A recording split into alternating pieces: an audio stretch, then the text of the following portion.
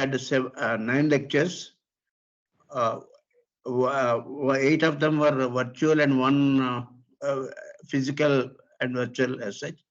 But the one with physical and virtual, unfortunately, recording was bad, so it's not available. But all other 8 lectures are available in our website. Uh, there is a provision for people to ask questions to the speaker, even through email, and speaker can reply to him also in the website itself. That provision is made.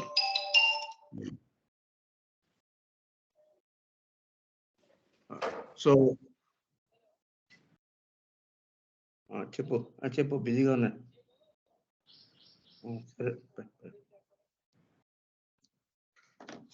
So today's lecture, actually, after the successful launch of Chandrayaan Mission 3, every Indian was delighted to know more about this one.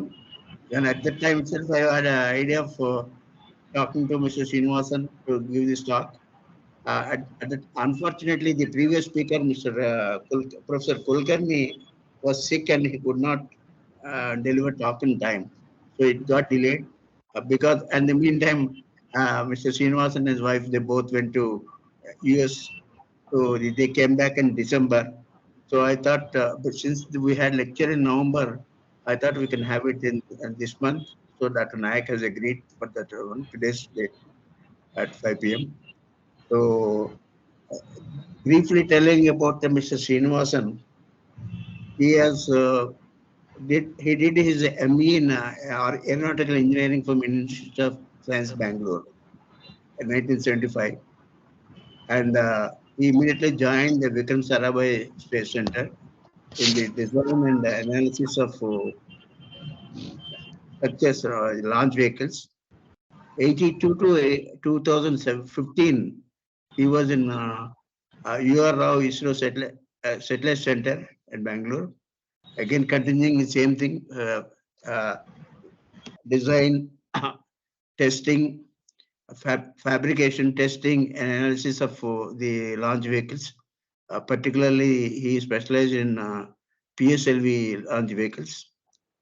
And then from 2015 to 2021, he continued in ISRO as a consultant.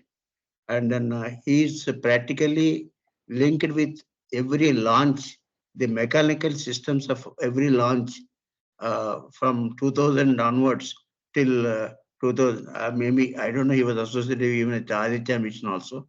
So he is very well versed in this one. Particularly, he was chairman for a review committee on lunar missions, particularly 2 and 3. And about the landing of the land mechanics, that is design, working of the lander as such. So that is a really very interesting work, and I think we are eager to listen to him. Striking a small personal note, his wife, Ms. Godavari, is my colleague in GSI, worked in Bangalore. So that apart from that, Mr. Srinivasan has in his own right, is an authority in this field. I request Mr. Srinivasan to take the stage. Yeah, thank you, Mr. Pasarthi, for nice words and introduction. Actually, I have interacted with geologists from last 40 years. I have heard many of their talks earlier also, but this is the first time the reverse is happening. I think I should thank Pasarthi for making it happen. Okay, I think we'll, because the time is short, we'll straight away start with the actual talk. Actually, the Chandrayaan 3 mission is a very proud moment for every Indian, because it's really an achievement. Because if you, as a standalone event also, it is a very difficult task to land an object on the moon. In fact, if you see the events around that Chandrayaan 3 landing, just 2 days before that, a Russian lander was supposed to land. If you remember, Lunar 25 was supposed to land. A lot of news was coming in the papers, but what happened was just before landing, the control system of the lander could not shut off a thruster, and it lost control and crashed onto the surface. Similarly, actually today morning, American, NASA supported lander called Peregrine has entered the atmosphere burnt. Actually, it was launched on 11th of this month. But before starting its journey towards moon, the propellant pressure in the propellant increased enormously because of some malfunctions of a valve, and the propellant tank exploded and it crashed. I mean, it has been brought back to atmosphere and burned. So it is not easy to launch and operationalize the orbiting and then the landing and then achieve a soft landing. In fact, Chandrayaan 2 also failed, as you all very well know. So let us look at the first, savor the Chandrayaan 3 landing. Then we will get into the program of lunar excursion of India. The Chandrayaan 3 was launched on 14 July. It had 5 orbits around the Earth. Then it was placed in a trans-lunar injection orbit. This is the orbit. I will tell you later what is it. Then it performed a lunar orbit insertion on 5th August. Then lander separated on 17th August. Then used its engines to slow to 150 meters. It stood there for 30 seconds with zero velocity. Then located an optimum landing spot and touched down on 23rd August. Within 2 hours, rover was deployed. Let us just have a look at what happened during that period.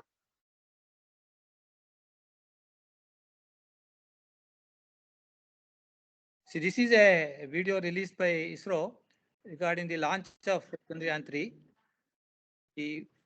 First, the side boosters will ignite. After some time, the central booster will ignite. It's a liquid engine.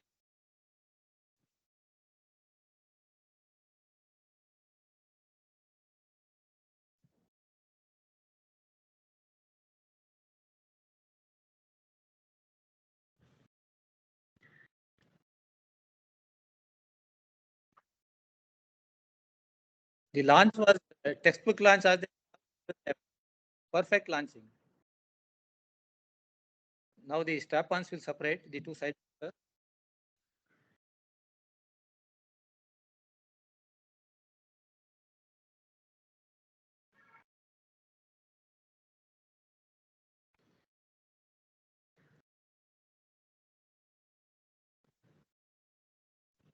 Now you can see the camera views will come into picture. How the boosters separate.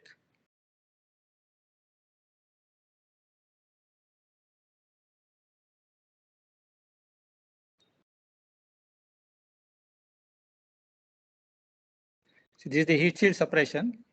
Now satellite will get.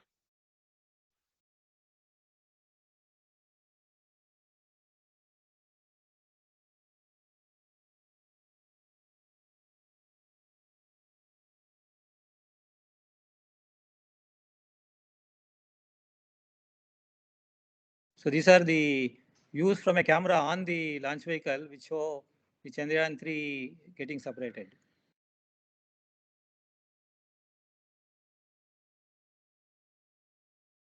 You can see the sun getting reflected from the.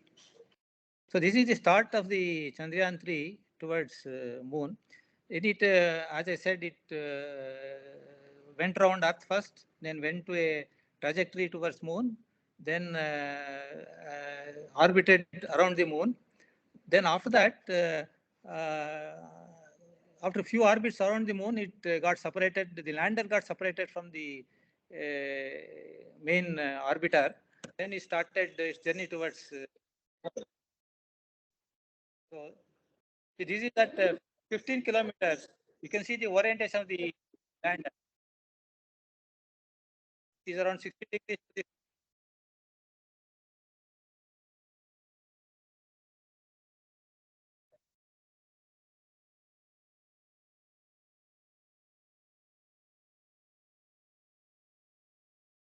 It has come down to 800 meters, and the satellite is already rotated slightly towards the.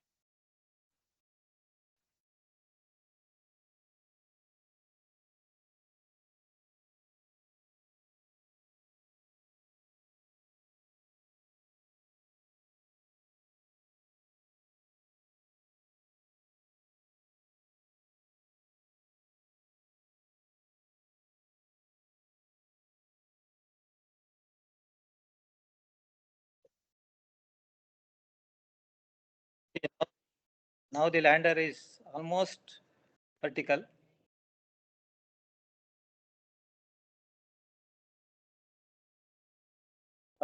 Vertical.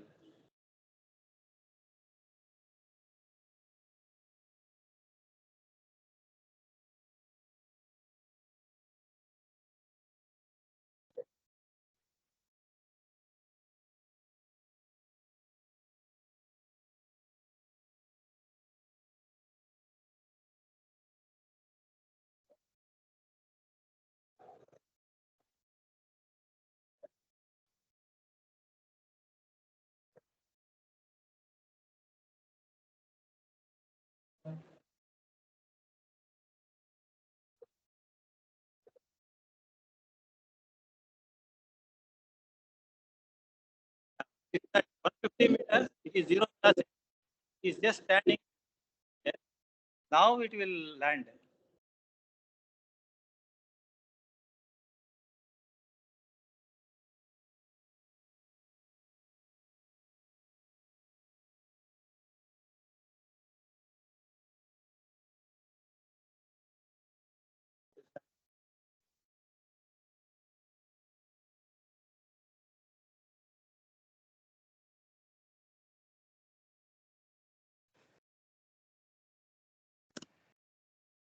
So this was the few moments I wanted to recapture the landing of Chandrayaan 3. I think we will never forget this in our life. Now let us come to the actual topic of today. This is about moon and the program of Indian program for moon. Before that, we should know some aspects of environment of moon so that we can understand the difficulties of designing a lander and the rover on the for landing on moon. See, moon is at a distance of 384,000 kilometers. Is a diameter of 3,476 kilometers. Basically, it has no atmosphere. So what happens is this is basically because the gravitational force on moon is only 1/6. Obviously, because the mass is less, so it cannot hold the atmosphere. So this is one of the main points in the moon characteristics. Now, lack of atmosphere causes the moon to undergo extremes in temperature. See, what happens is when it receives sunlight, there is no atmosphere, so there is no convection. So the temperature reaches 130 degrees centigrade. Whereas in the night, when there is no sun, it goes to minus 180 degrees centigrade.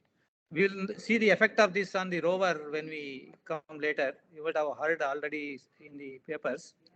So the sun always appears low and close to horizon at the lunar poles. So the craters in the polar region are in permanent shadow. This is one of the reasons why we want to go to South Pole. When a crater is there in the polar region and no sunlight enters, they expect that the water would have frozen there and the frozen ice will be there. So this is one of the reasons people want to go to in South Pole and then see whether ice is there.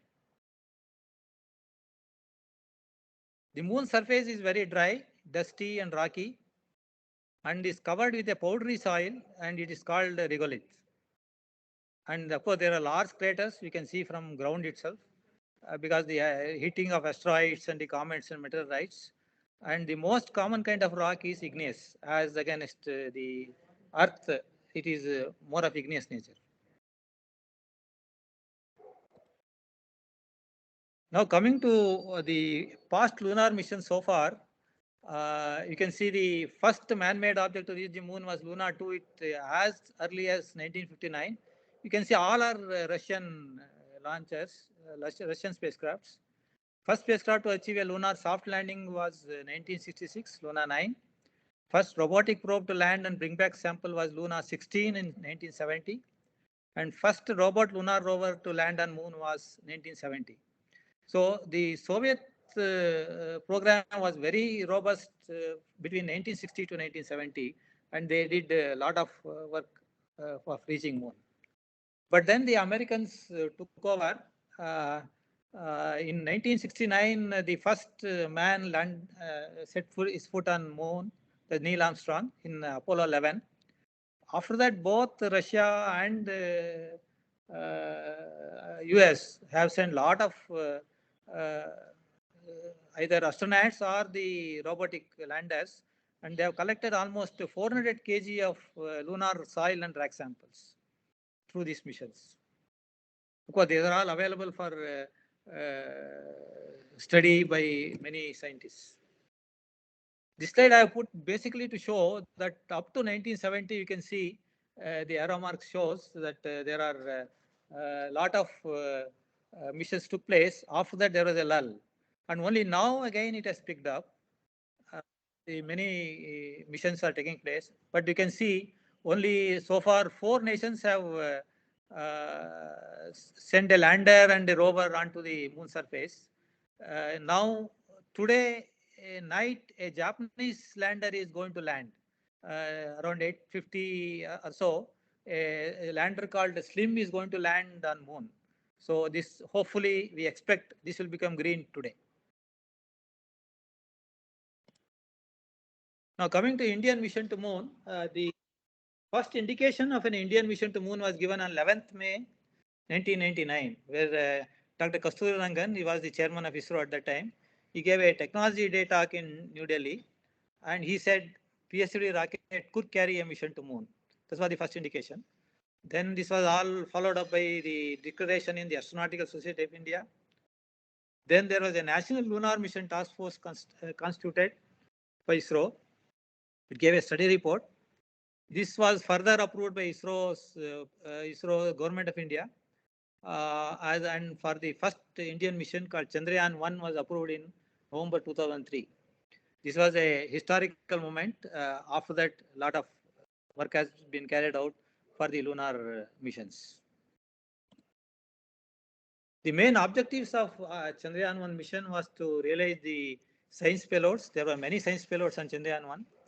Then the satellite itself, then the launch vehicle, then the ground support system. Because here ground support system for a normal satellite and a lunar network is slightly different because of the distance it has to cover. There was no lander in the Chandrayaan 1. It was just an orbiting satellite around moon. To prepare, the aim was to prepare a 3-dimensional atlas and then conduct a few chemical and mineralogical mapping of entire lunar surface. This is the first Chandrayaan 1 spacecraft. You can see the actual spacecraft photo here. And you can see the payloads, Mini-SAR, HiSci-X. Many payloads were there which chemical mapping, mineralogical mapping, topography mapping, radiation environment, all the whatever possible was introduced in that first mission. Actually, this moon impact probe was not there earlier. It was the whole spacecraft was configured without that, and in fact, it was release of a realization. And one day, another called us and said we have to introduce the MIP, that's the moon impact probe in the satellite. We said it's already ready. Now, how to introduce? He said there's no option because this was the wish of our former president, Dr. Abdul Kalam. He has told that it has to be put. It seems he told that having gone to the moon's orbit, you cannot say I have not touched the moon surface. So you have to send something to moon surface. So this MIP was conceptualized, and this was introduced in the spacecraft the last minute. Now this is the orbit of Chandrayaan, the path it took to moon. Actually, you can see this is the sun on the left side. When the sun is when the launch vehicle is launched, this moon will be on the right side. You can see at this point, and when the satellite takes a few orbits around the Earth, slowly increases the velocity, and then it was pushed into the lunar trajectory, and then it reaches here this point. along by the time moon comes at this point where the trajectory cuts the path of the moon's trajectory. So here it is the velocity of the satellite is reduced and it again goes around the moon, and it whole operation took 22 days. This is one of the ingenious way of doing a mission. I will explain to you in the next slide why it is different from other missions. Now, a lot of questions have been asked why it takes longer for Indian mission to moon. For example, they said Chandrayaan 1 took 22 days, Chandrayaan 3 took 40 days, Chandrayaan 2 took 54 days. So what happens is, whereas Saturn Apollo, which is a much heavier launch vehicle, it took only 4 days to go to moon. Then come back from moon to Earth, it took 4 days. Mainly because the engines of Saturn are very powerful. So it can push the satellite give enough velocity to the satellite so that it can escape the Earth's gravity and go into the lunar trajectory. Whereas the Indian launch vehicle cannot give that much velocity. So what happens is we slowly increase the velocity of the satellite lander and the module so that it reaches this velocity after a few orbits. Then we push it to the lunar trajectory. So this is why this is a very ingenious way of doing it with minimum expenditure, until you develop a very heavy launch vehicle. Now, regarding Chandrayaan 1, the moon impact package separated from the Chandrayaan 1 orbiter on 14th November and it crashed into the lunar south pole after a controlled descent. This is the actual orbit of the Chandrayaan 1 and the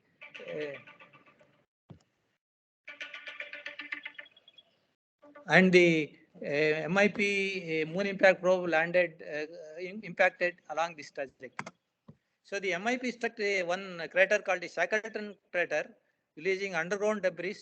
This debris was analyzed by the orbiter for presence of water and ice. In fact, this is one which you would have seen in the media that they were able to detect the water molecules required for making a water molecule, the components. That is because of this hit the surface, generated enough debris, and that debris was analyzed by the orbiter. The place where MIP landed on moon has been officially named as Jawahar Point or Jawahar Sthal, since this date happens to be birthday of late Sri Jawaharlal Nehru. Now the mission was expected to operate for 2 years, but it did not. On 28th August 2009, around 312 days, the communication with the spacecraft was suddenly lost. So of course, it was still in the orbit, but up to 2016, but it was not communicating with the Earth. Main reason given is the power supply unit failed due to overheating. Now the reasons were well explained in you can see the internet, it will be there. So although mission was less than 10 months in duration, it had completed 95% of the primary objectives. Main objective was to enter lunar orbit, then take the photograph of mapping of the lunar surface and get the MIP has to impact on the surface and see whether water presence, whether it can be detected, and many other things were done.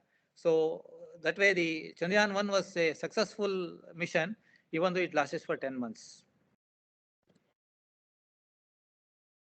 The results were, I have put a few, I will not spend much time on this. Main significant result was the discovery of the presence of hydroxyl and water molecules on the lunar surface.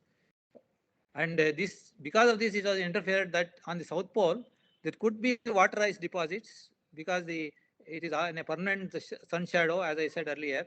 The ice deposit may be there, and you will get, if you can land there, probably you'll be able to detect these ice deposits. And of course, they have detected magnesium, aluminum, silica, many of the elements. And the three-dimensional conceptualization of many lunar craters was done using this camera on the Chandrayaan 1 orbiter. So this is the crux of the Chandrayaan 1 mission. Now coming to Chandrayaan 2 mission, actually Chandrayaan 2 mission was not as what we see finally in the final stages. This was actually a planned with Russian partnership. The mission was actually the Russian was supposed to give us a lander, because you can see the lander, it's a big lander, and along with an Indian rover and an orbiter. So lander was not Indian. The two agencies signed an agreement in 2007 to launch the orbiter and lander in 2013. But unfortunately, what happened was, or fortunately for us, what happened was they had similar lander which is going to Mars. It was called the Phobos, moon of the Mars, Phobos. It was called the Phobos Grand Mission to Mars. But it failed during its journey. And they suspected the lander has some lacuna, and they had to make changes in the lander, which became slightly heavier. And they asked us to change in our, because it was supposed Launchina 2 was supposed to be launched in our launch vehicle. They wanted us to change some of the things in our launch vehicle. Finally, the whole concept was dropped, and the Russians pulled out of Chandrayaan 2. At that time, ISRO decided that, okay, why not we make the lander also. So that's how the lander, orbiter, and rover were all Indian for Chandrayaan 2. Otherwise, it would have been a Russian lander. The main goal of Chandrayaan 2 was to illustrate the ability to soft land near the South Pole. You can see that brackets number. The aim was to land in the square of 500 meter by 500 meter. This is a reasonably precise landing. Then study of lunar topography, mineralogy, and elemental abundance.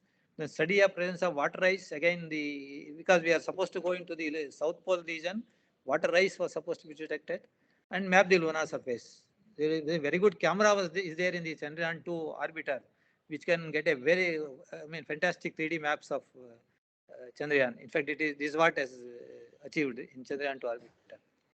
Now look at this photo. This is the Chandrayaan 2. The top portion is the lander, and the bottom portion is the orbiter. There are 8 payloads in the orbiter and around 6 payloads in the lander. Now, this is the basic elements. I will not go into much of the technical details, but you can just to get an idea. This is the Chandrayaan 2 lander. You can see the propellant tank, which is the top portion, which is inside the center of the lander, and there is an antenna at the end. These are the landing legs. There are 4 legs. Then there is a liquid engine. This is the engine which will push the lander or apply brakes to land. All these things are done by these liquid engines.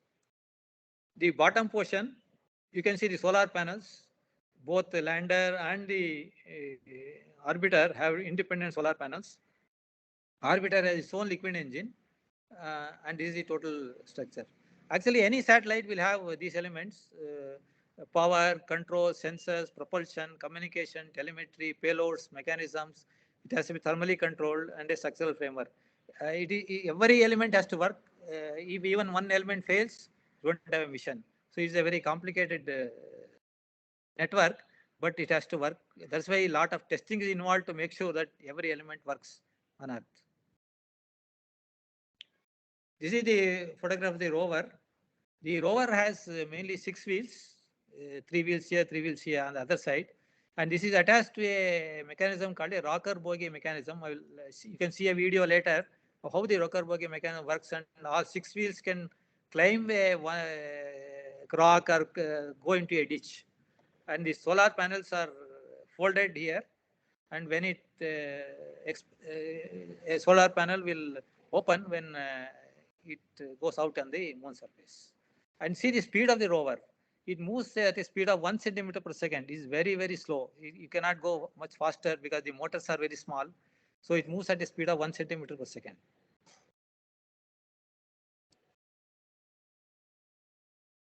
So the Chandrayaan 2 was launched in 22nd July 2019.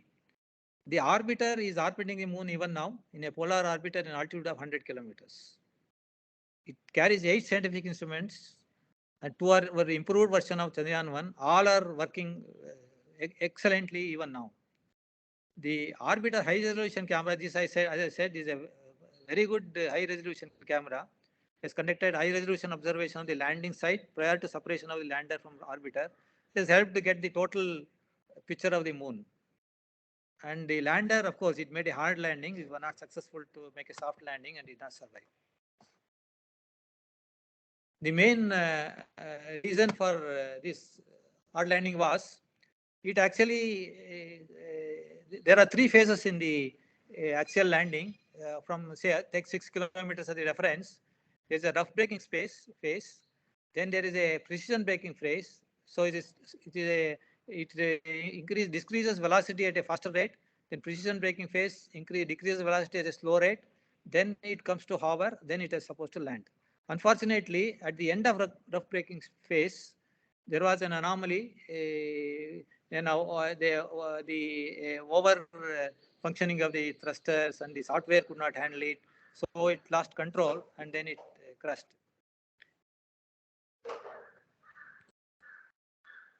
However, as a first mission, the lander has demonstrated very important capabilities. The lander craft navigation in lunar orbit was done.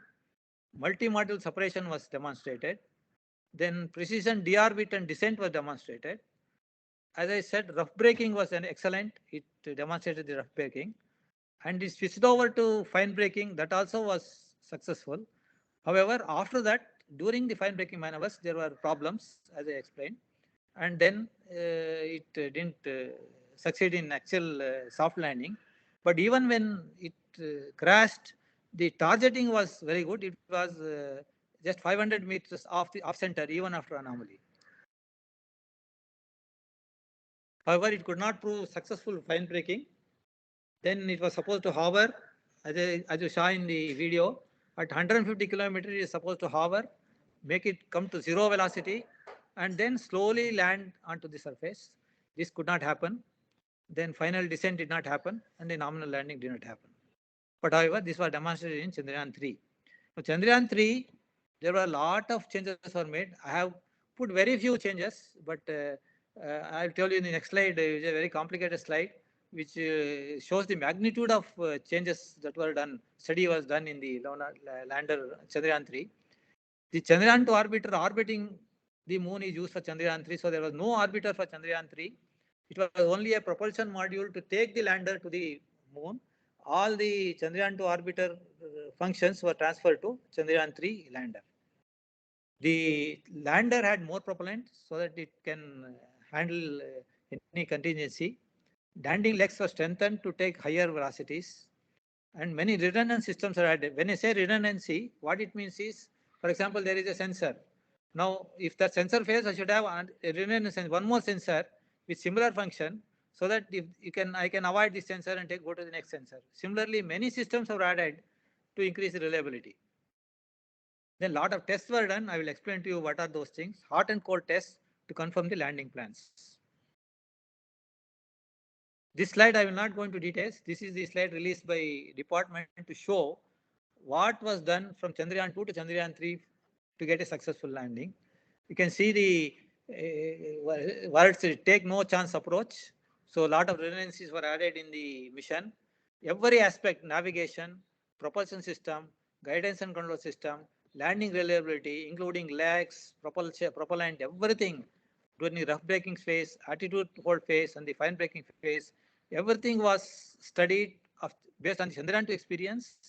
Then the whole mission was reconfigured so that any failure of any small subsystem failure will be taken care and still a successful landing can be achieved. And it is a tribute to the engineers. It is hundreds of engineers have worked to study this and make a robust system so that we can get a successful soft landing. After landing, anyway, you have seen what happened. After landing, Chandrayaan 3 rover was deployed after landing. It traversed a total of 100 meters on the lunar surface. So you can see the speed is at 1 centimeter per minute. So it has to travel 100 meters. It can travel only that much on the lunar surface in the next 14 days. After that, see, when I say 14 days, it is one lunar day. After that, there is a lunar night. As I explained earlier, in a lunar day, the temperature is 130 up to 130 degrees. Whereas on a lunar night, it can go to minus 120 degrees. So that temperature, none of the systems have been designed. So you cannot survive a lunar night. So it was only 14 Earth days were available for its movement. So it moved around 100 meters during that. And this shows the path taken on the lunar surface. It has retraced the path and then came to the left and then gone and then it has slept here. And this is the point of lander where the Shiv Shakti point it is called, where the lander is landed.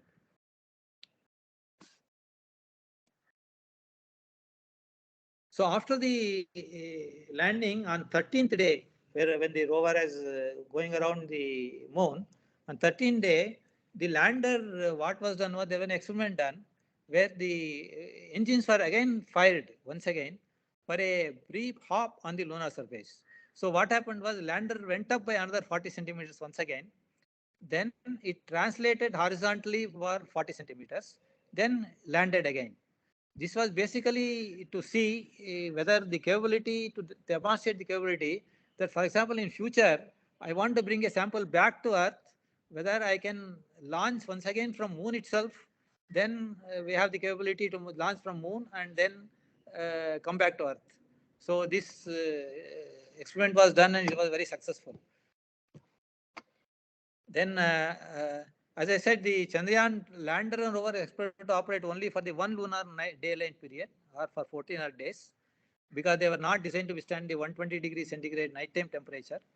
So rover was placed in the sleep mode on September 2, but it was again tried after, for example, on second it was kept after 20 days.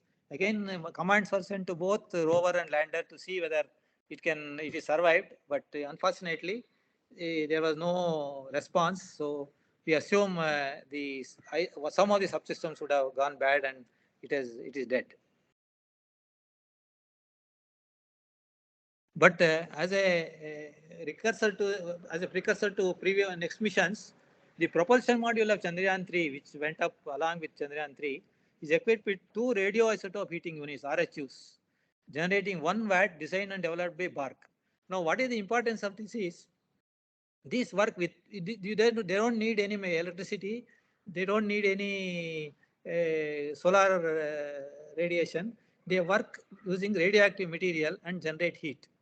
So the idea is, if this RHO increase the wattage and put it in the rover, which of course Russians and Americans do that, and rover, this can act as a heating material, and even during the lunar night, we can maintain the temperature of the rover in a comfortable level, so that when the sun comes out, again we can, solar power will come up, then we can charge the battery and run the rover. This is what happens when, for example, the Chinese or the Russians or the Americans send a rover and it works more than one lunar night, more than one lunar day. They use this radioisotope heating units. This has been developed right now. I think by the time we go to the next rover, I'm sure we will have a RHUs for the next rover. This is one payload which has been flown in Chandrayaan 3. Right now, this is the only, this is given by NASA. This is called a laser retro reflector array. This is given, NASA gives it to every lunar spacecraft, so that whenever this lands, this retro reflector will be there on the lander. What the advantage of this lander is, this is very passive. You don't need electricity. And it bounces a laser light from the other orbiting and incoming spacecraft.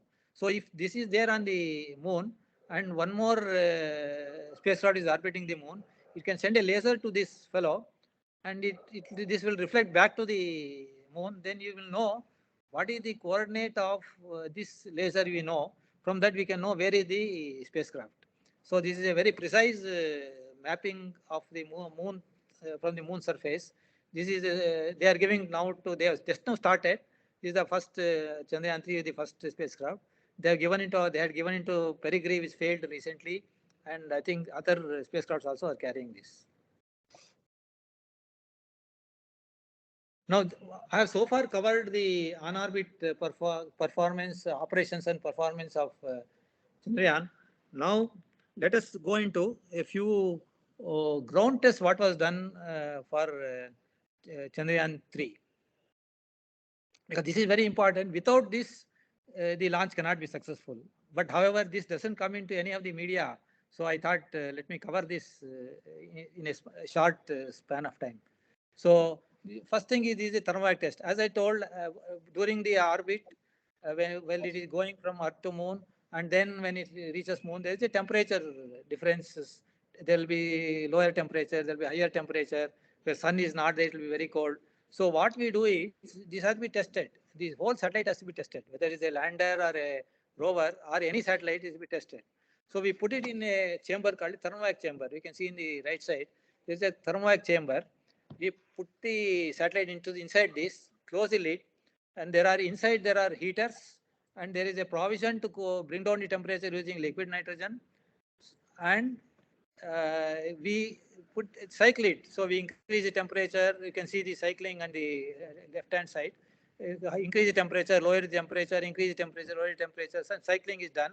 So that, and then every subsystem in that during cycling will be checked. They will be connected to a checkout system outside where electrically signals will be going, and we'll see whether all subsystems are working.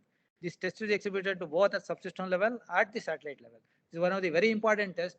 Without this test, the satellite will not be cleared. Mr. Srinivasan, sorry for the interruption. Yeah, you can continue up to 6 o'clock. Okay. The internet will be available till 6:20 it seems. You can continue. Thank you. Thank you.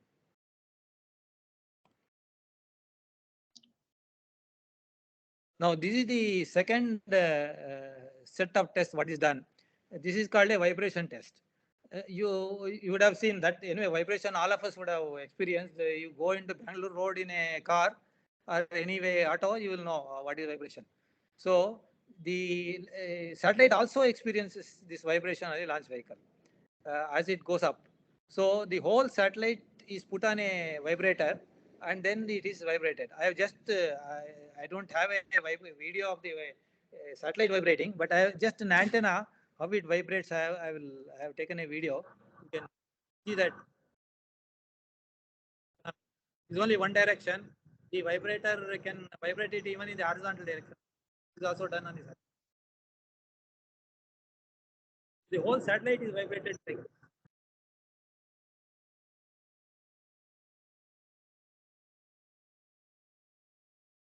During this vibration, measure all subsystem health is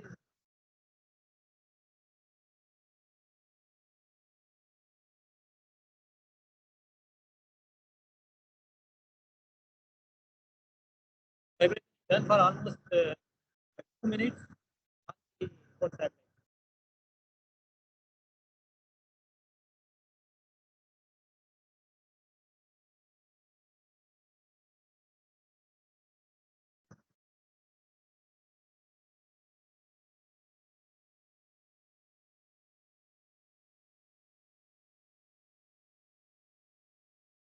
So the figure on the right hand corner, bottom corner is called the acoustic chamber.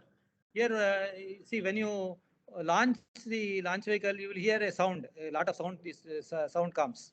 The sound itself generates a lot of vibration on the lander and the orbiter. So the whole thing is put in an acoustic chamber. Is called an acoustic chamber, and then the sound pressure is inserted inside, and the whole satellite is made to subjected to the sound pressure. So these are the tests done, and before the test and after the test, the satellite is fully checked and made sure that it works. So these are the tests which is done normally for any satellite, and this is done for Chandrayaan also. But there are some special tests done for Chandrayaan 3, which is these 5 tests were done on the Chandrayaan 3. One is basically the software testing. Then another is the lander actuator performance test, is called LAPT. Lander sensor performance test, which is called LSPT. Then lander leg drop test, and then the rover deployment mobility test. These are specifically done for making sure that the lander works in the moon environment.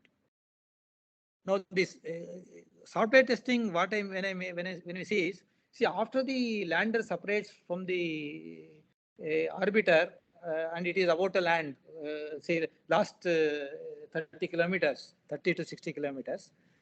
You cannot send a signal to the lander to, okay, I don't want to land here. You just move further away, or you reduce the speed, or you turn the spacecraft. Nothing is done.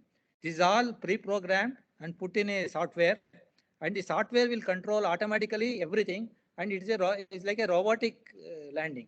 So this software testing is an essential part for any space mission and important for Chandrayaan and other interplanetary missions, because there is no human intervention possible in between. It is automatic, everything.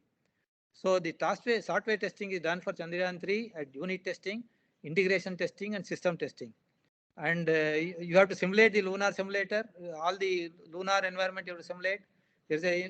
And you don't have actual lunar environment, so it's a virtual reality. So everything is input as is modeled and then put in, and the whole software is tested for the space environment. This is done for Chandrayaan 3 very extensively, and the results was, as you see, it was a smooth landing. Then this is another test what was done with the lander actuator performance test. The lander actuator performance test demonstrates the capability of navigation guidance, that is the NCG system, and the actuator system of Vikram to meet the mission requirements of safe, soft, and precise landing. Now, what we do is, all the propulsion elements are put on a, you can call it a platform. Propulsion system is put on a platform. Then a navigation system is put on the platform, and then we program it such that it goes up, then take a parabolic path to the right side, and then lands it. I will show you in the next vision. You can see here, this is hung from a crane. This is a large crane of a 100-meter long arm with a 80 to 100-meter height, and this is hung from that crane, the whole platform. And propulsion is filled with propellant, and this will be, actual engine will be fired, and then this will go up, then it will go as a parabolic descent, then up to 30 meters level it will come. Here ignition will be off, and this is assumed it is landing at this point. So if I show you, see here, it goes up, then it camera will look at the surface, then it will go to the side, then there is a parabolic descent, then it becomes vertical, and then that is actually assumed a landing. So this whole thing is simulated on ground. There are at least 10 times these tests were done with different parameters to make sure that the navigation system, the propulsion system, all work as programmed. This is actually, the whole facility was established in Sriharikota, and this test was done there to make sure that the whole software system works. The next test what was performed was called the lander sensor performance test, is LSPT. See, for this a special range was created in Ullarthi Kavalu in Challakere campus. We have a campus there. There you can see lunar craters were created in that campus, and all the sensors were put on an aircraft, and those sensors were flown on this artificial site. They were expected to recognize these lunar craters, then help then there is a program, software is there inside. So they will run the software so that it determines what is the height from the landing spot, what velocity, and whenever boulders are put, so you should keep away from the boulders. All this simulation was done in this test.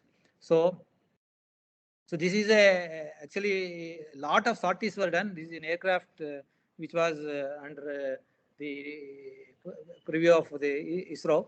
So a lot of sorties were done in this Challakere campus, and because it has to be done at the same time in the early morning, where there is a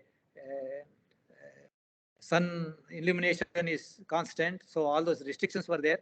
It took a long time, but these were done to ensure that the sensors and the programming, whether it can detect the craters, It can detect the boulders, then give a proper feedback so that the lander can avoid, the software can see to it that it avoids the lander landing in those areas. All this were done in this test. This is another test done for ensuring the lander leg capacity. As seen in the media, that after Chandrayaan 2, the lander leg capacity was increased. It can take higher loads and all that. So a lot of tests were done. Almost 23 tests were done to make sure that the lander legs were safe. So two models were there. One was a frame, like in a frame you attach the leg and then drop it. Then almost the satellite was, lander was simulated and then it was dropped. You can see the actual test.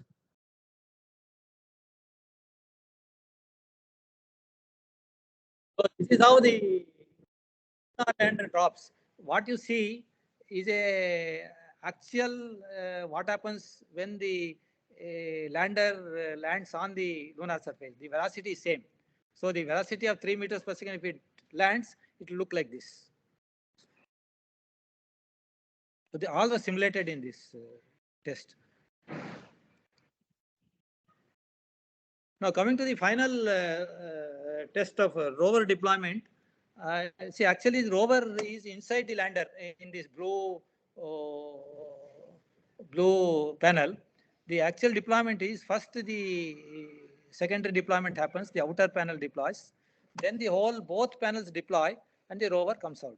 When it comes out, at this point before sliding out, the solar panel will deploy, command will be given, solar panel will deploy and it comes out. This is how the deployment takes place. This was simulated on the ground as I shown here. It was simulated on the ground. This figure shows how the deployment takes place.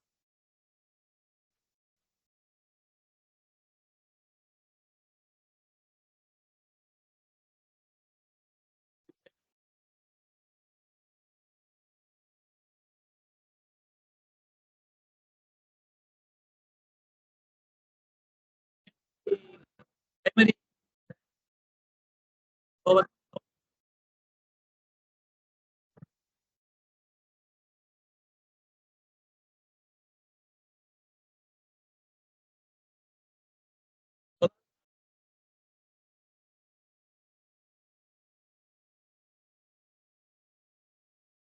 established.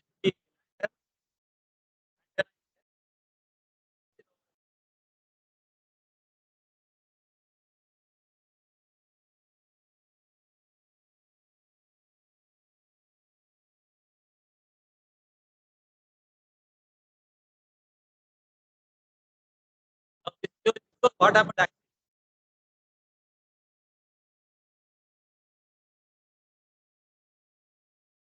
Opening out.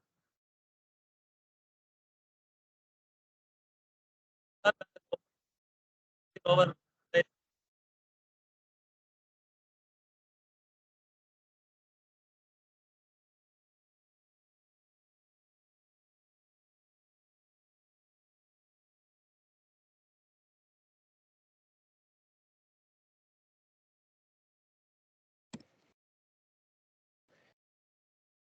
Now, the rover has to move on the lunar surface. So but it has to be proven first on the ground. What was done was a rover test bed was created. It is filled with soil, which is similar in composition and texture to the lunar soil. And then on this, the rover was tested. Now, where do we get the soil? The soil characteristics were got from data pertaining to Apollo 16 lunar soil samples. At that time, whatever soil was taken, that was simulated.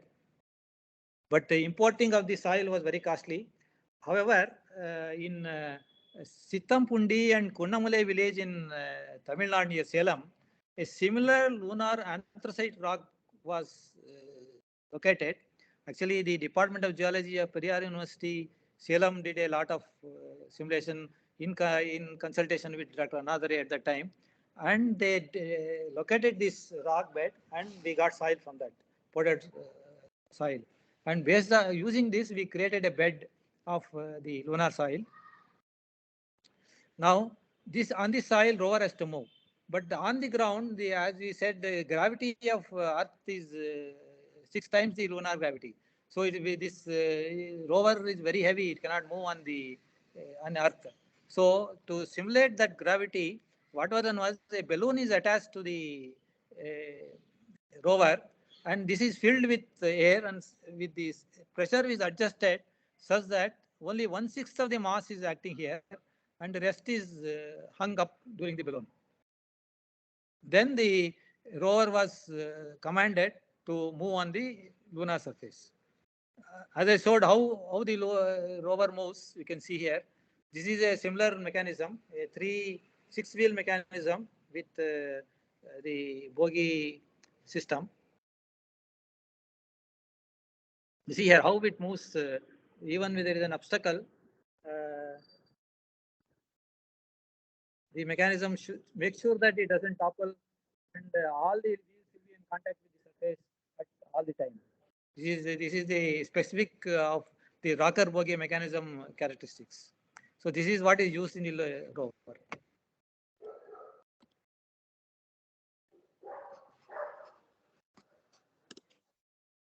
It is just what ISRO has released of the how the rover has moved on the how it can take a rotation forward, backward.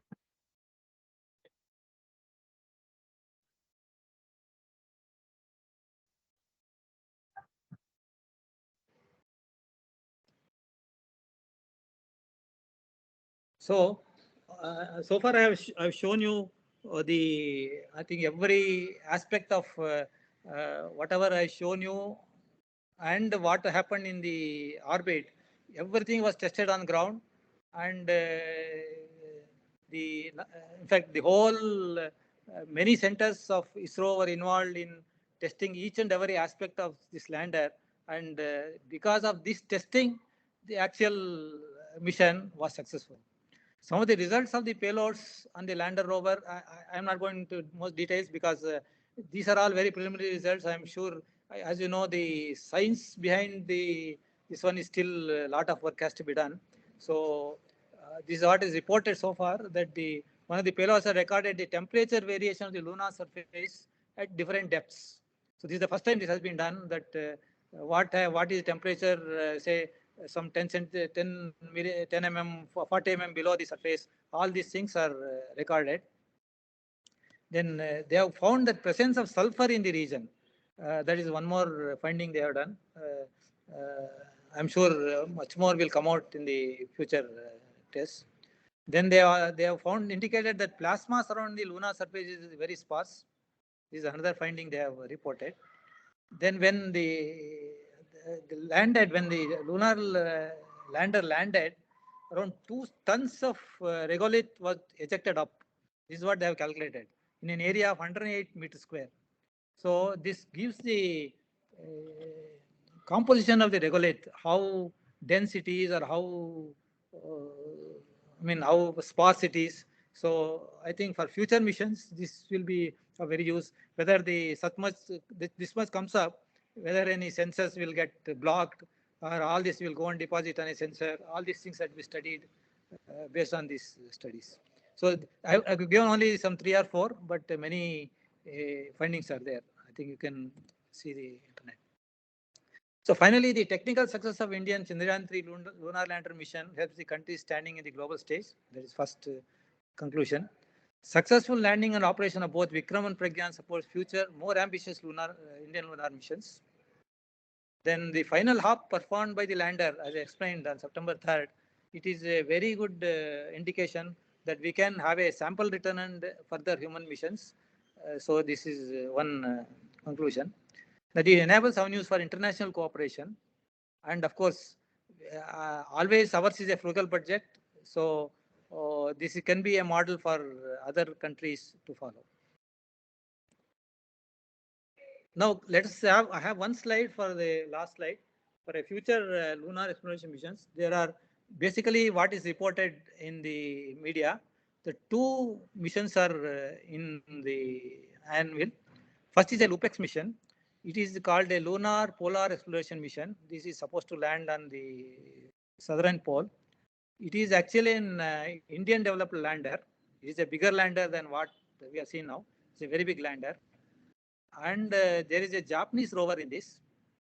And the whole thing will be launched in a Japanese launcher. It is a H3 heavy lift launcher, which is being developed by Japan. So this work is going on. The lander design work is going on right now in ISRO. And of course, Japanese are developing the rover. There is one more recently, there was a talk given by Director SAC, the Chandrayaan-4 mission. This is a slightly complicated mission. It is a, the first one is, it involves a lot, one is the going and landing onto moon, then collecting the rock samples. Then there is a module from that lander, which will again launch back, as we saw what was demonstrated in Vikram. This module is supposed to launch back. Then there is a module which is orbiting the moon. This lander will go and docks to the return module. So docking also is one which has to be demonstrated. Then that module will come down and then will return to Earth. There is a re-entry. So it is a very technologically very complex mission, and some of the things are already demonstrated by Indian missions. Only what is left out is the ascending back from the lunar surface, even though a small experiment was done. Then the docking to the return module. This docking, I think there is one more mission called the SpaceX mission, which will be launched in a few years. That will demonstrate the docking, and this will return the Earth to the lunar sample. So this is these are the two what is known as the future lunar exploration missions. So I am sure many more missions will come up once these two are given. So I conclude this talk with a wish to ISRO success in the upcoming moon missions, and I hope a bright future for the engineers who are working for these missions. Thank you. Thank you very much, Mr. Srinivasan, for that very illuminating talk. And in fact, it's a great, everything is a very great information for all of us. I think we have time for a few questions. If somebody is interested, they can ask questions, please.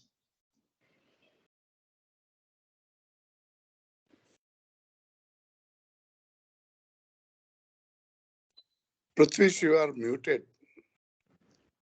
You are muted, Prithvish.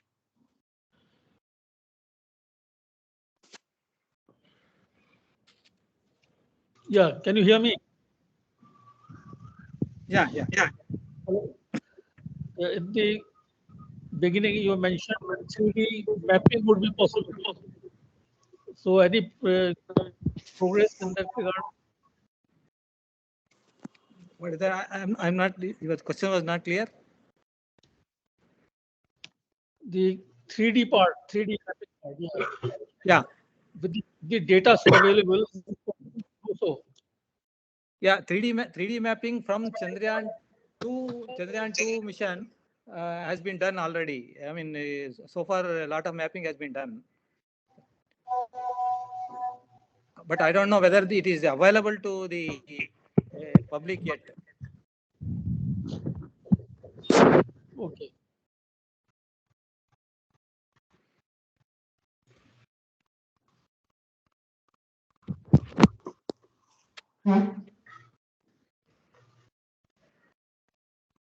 So you are back, yes, Naik? Yeah, I'm back. Yes, Mr. Srinivasan, it was very nice and extremely comprehensible also. Often we say that it is not rocket science. So this was rocket, but it was not rocket science. So the question that I only have a curiosity here. This thing I was thinking about the issues and problems in landing, and you mentioned that there are very good cameras, etc.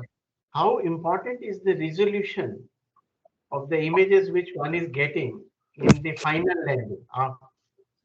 or is it modified also while hovering? You are receiving pictures, and does that also comes into play in the process of landing? Yeah, actually, that is why that at 150 meters, when it hovers, that is the place where the final pictures are taken, and then based on that they will decide.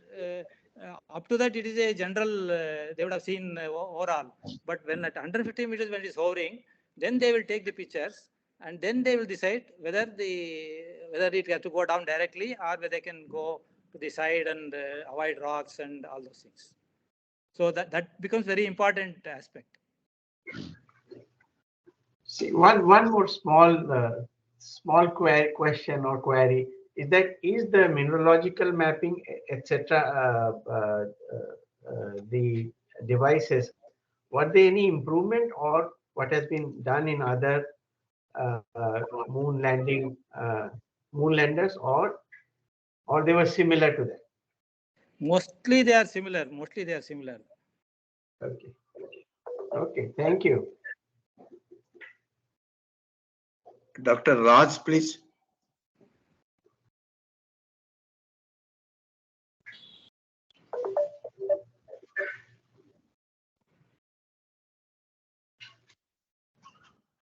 You are muted, Dr. Raj. It's a nice lecture, though I am not an aeronautical guy, but still I could understand the landing of the Chandrayaan. Okay, so thank you very much for the wonderful conversation, wonderful talk for me to make understand this subject. Thank you.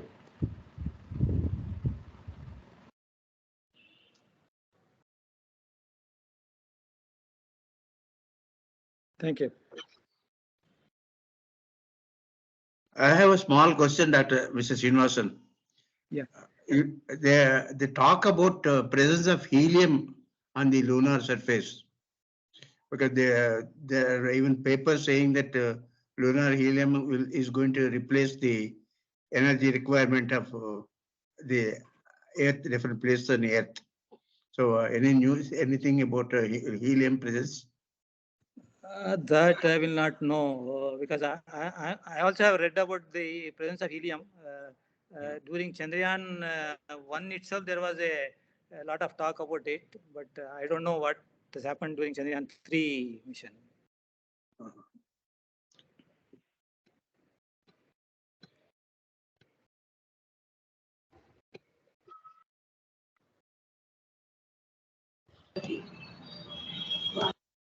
Hello. Hello. Yeah. Yes. Yeah, I can. Hello. Hello. Am I audible? This is yes. Yeah, but see, I want to say thanks to Mr. R K Srinivasan for having given us a lucid representation of what we have missed during the actual landing. You know, although I am audible, I am not visible. Kudos to the ISRO scientists. They could do the all parameters they could enter. I am not able to do the simple thing of keeping the camera on. So I think we have to thank Mr. R K Srinivasan and his team members. Thank you once again. All the best for the upcoming missions. That's all. Thank you, sir. Could you hear? Yeah. I could hear you. I just wanted to, another thing I missed. See, we have something common when the geologist and the ISRO scientists.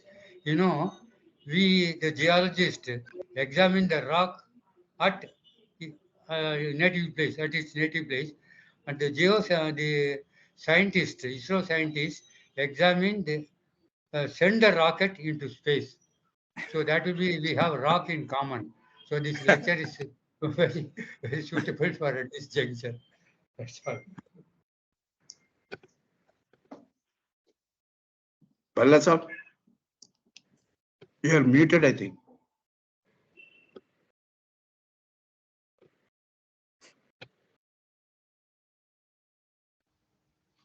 It's okay now? Yeah. Yeah. Dr. Srinivasan. Yeah. It was a pleasure listening to you. I have just one very general question. Considering that the moon has a fraction of the gravitational pull that Earth has, how much water in liquid form it can really hold? Yeah, so far we have not found any liquid in moon. It is that's what they expect. It could be in the form of ice near the southern pole. That is only there. Otherwise, they have not found anything so far. Even ice form, okay, fine. Because there's no sun. There's no sun. Yeah. It would have frozen and be there. Okay. Fine. And it has no atmosphere as such. There is no atmosphere. Yeah. Yeah. Thank you. Thank you.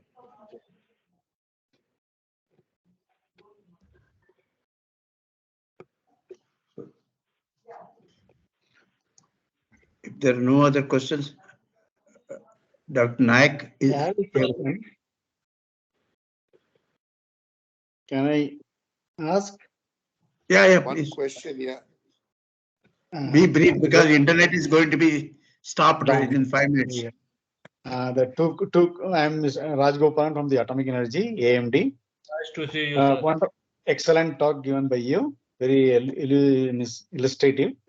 Two questions already Mr. Pant and Pasai sir has already asked. One helium, another one is resolution.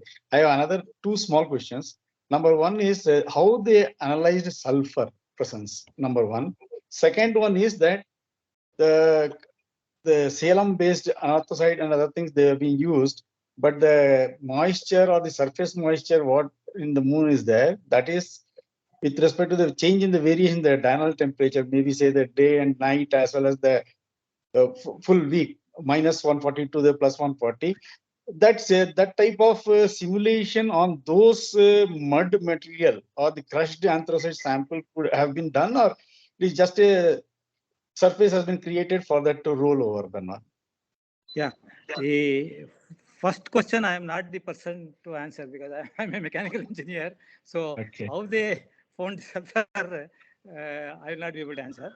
As far as the moon, I mean the surface simulation is concerned, it is only this what we are looking at, only the surface creation. We are not looking because the moisture is not controlled even in our bed. Because it is anytime test can be done, so that control will not be possible. All we have done is the penetration. What is the penetration for a density? It is available in literature for different loads. That has been simulated, and based on that, the bed is created, and that is good enough for this sort of simulations. Thank you. Thank you. Thank you. Thank you. Thank you, Dr. Srinivasan. I think it's a wonderful talk. Of course, I'm sorry I couldn't attend fully, but almost latter half part I could see. And the most important, the way you explained the landing and how the rover has been moved, I think it's a very rare thing for general people to understand this in greater detail about this. So I'm extremely grateful to you sparing your time and giving this talk. So on behalf of KMCT, I'm extremely grateful to you. Thank you very much for your talk. Thank you. Thank you, sir. Thank you, Dr. Srinivasan. I think in a short while, maybe next few days, the whole lecture video coverage will be available on our website. That is www.kmct.org.in. So it will be available. So people can still ask questions to Dr. Srinivasan, and they can give reply also through email. Sure. Yes, that's it. Sure. No problem. Thank you very much, Mr. Srinivasan. Yeah, thank you. Thank you. Thank you, everybody, for participating. Thank you. Thank you.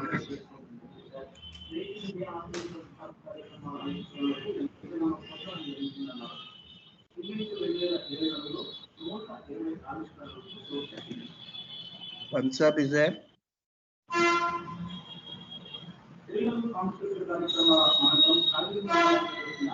Mr. Pant is there? No.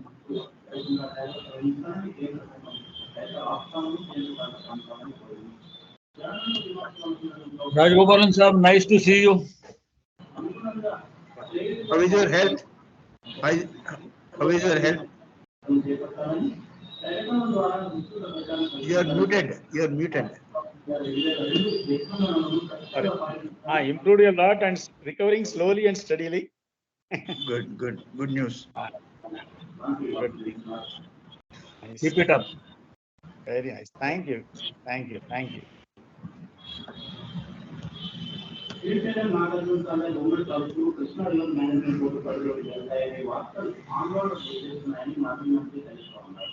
Right.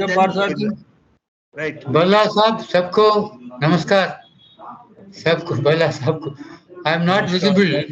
I am not able to rectify.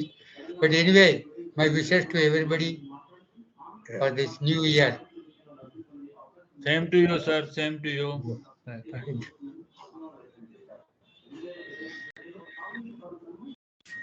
Thank you. Bye then. Bye, Geeta. Bye.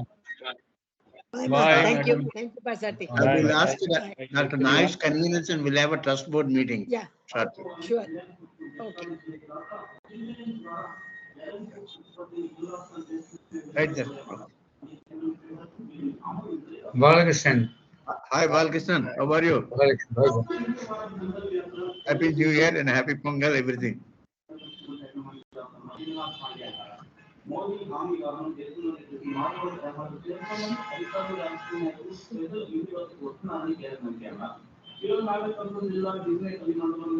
Balakrishnan muted. He's not hearing.